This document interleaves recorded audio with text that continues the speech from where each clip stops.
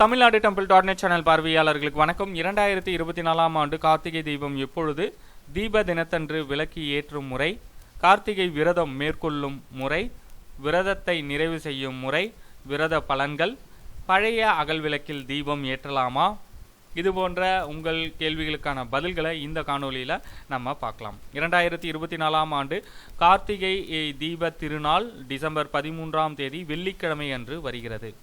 எத்தனை மணிக்கு நம் வீட்டில் கார்த்திகை தீபத்தை ஏற்ற வேண்டும்?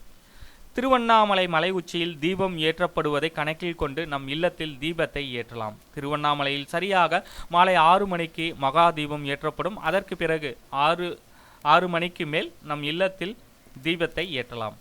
பழைய அகல் விளக்குகளை பயன்படுத்தி தீபம் ஏற்றலாமா? ஆம், ஏற்றலாம். ஆனால் குறைந்தபட்சம் 5 அல்லது 10 புது விளக்குகளை வாங்கி அதோடு பழைய விளக்குகளையும் சேர்த்து விளக்கு ஏற்றுவது என்பது சிறப்பு. எந்த திரி, எந்த எண்ணெயை நாம் பயன்படுத்தி விளக்கேற்ற வேண்டும்? திருக்கார்த்திகை தினத்தன்று மாலை 5 மணிக்கே வீட்டு வாசலில் கோலமிட்டு விளக்கேற்ற தயாராக எடுத்து வைத்துக் கொள்ளுங்கள். அகல் விளக்கில் பஞ்சு திரியிட்டு நல்லெண்ணெயோ அல்லது பஞ்சக்கூட்டு எண்ணெயோ ஊற்றி விளக்கேற்றலாம். முடிந்தால் நெய் ஊற்றி ஏற்றுவது என்பது மிக மிக விசேஷம்.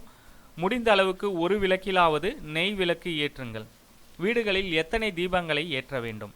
குறைந்தபட்சமாக 27 விளக்குகளை ஏற்றுவது அவசியம். அதிகபட்சமாக எத்தனை விளக்குகளை வேண்டுமானாலும் ஏற்றிக்கொள்ளலாம். வாசலில் கோலத்தின் மீது தாம்பூலம் அல்லது மனைப்பலகை வைத்து குத்து விளக்கு ஏற்றுங்கள். முதலில் எங்கு நாம் கார்த்திகை தீபத்தை ஏற்ற வேண்டும்? முதலில் வாசல், நிலைவாசலில் விளக்கேற்றிவிட்டு அங்கிருந்து ஒரு அகல் விளக்கை எடுத்து வந்து வீட்டுக்குள் பூஜை அறையில் விளக்கேற்ற வேண்டும். விளக்குள் ஏற்றிய விளக்கை, வீட்டிற்குள் ஏற்றிய விளக்கை வெளியில் எடுத்து செல்ல வேண்டாம். வீட்டில் எங்கெல்லாம் தீபத்தை ஏற்றலாம்?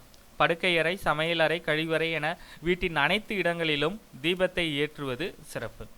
எவ்வளவு நேரம் தீபத்தை எரிய விட வேண்டும்?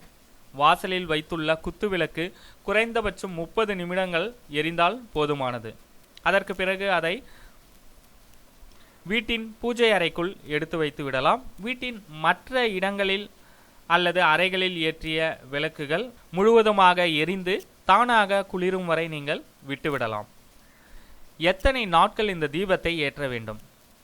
இதே முறையில் 3 தினங்கள் தீபத்தை ஏற்ற வேண்டும். 3 தினங்களும் 27 விளக்குகளை ஏற்ற முடியாவிட்டாலும் முதல் நாளில் மட்டுமாவது 27 விளக்குகளை ஏற்றி வையுங்கள். அடுத்தடுத்த தினத்தில் வாசலில் 5, பூஜை அறையில் 5 என்று அகல் விளக்குகளை ஏற்றுங்கள். கார்த்திகை திருநாள் விரதத்தை எப்பொழுது நாம் ஆரம்பிக்கலாம்? கார்த்திகை தீப திருநாள் விரதத்தை பரணி தீபம் ஏற்றிய சமயத்தில் இருந்து இந்த விரதத்தை மேற்கொள்ளலாம். விரதம் இருக்கும் முறை என்ன? உபவாசம், அதாவது உண்ணாமல் இருப்பது.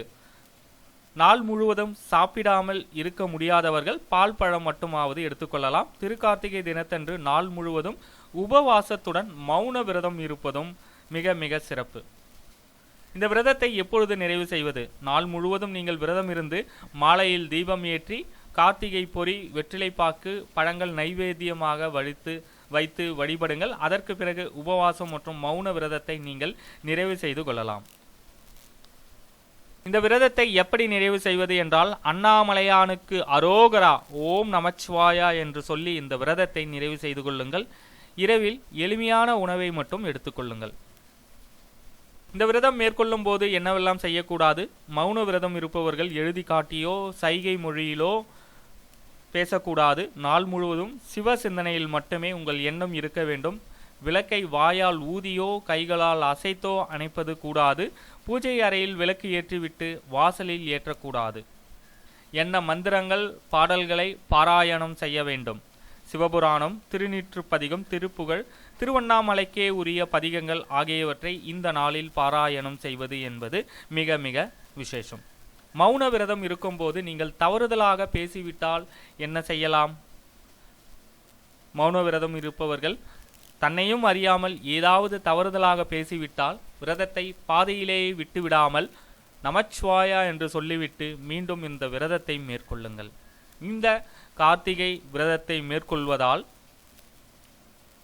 நம் வாழ்வில் எப்படிப்பட்ட துன்பத்தில் பிரச்சனையில் சிக்கி இருந்தாலும் சிவபெருமான் நம்மை அதிலிருந்து காப்பாற்றுவார். நம் பாவங்கள் தொலைந்து இந்த பிறவியிலேயே சுகமான வாழ்க்கையை நமக்கு தந்தருள்வார். மௌன விரதம் இருப்பதால் நம்முடைய ஆத்ம சக்தி பல மடங்கு பெருகும். இப்படிப்பட்ட நன்னாளில் கார்த்திகை தீப தினத்தன்று தீபத்தை ஏற்றி சிவபெருமானை மனதார வணங்கி சிவபெருமானின் அருளை பரிபூரணமாக பெறுவோம். ஓம் நமச்சிவாய. நன்றி, வணக்கம்.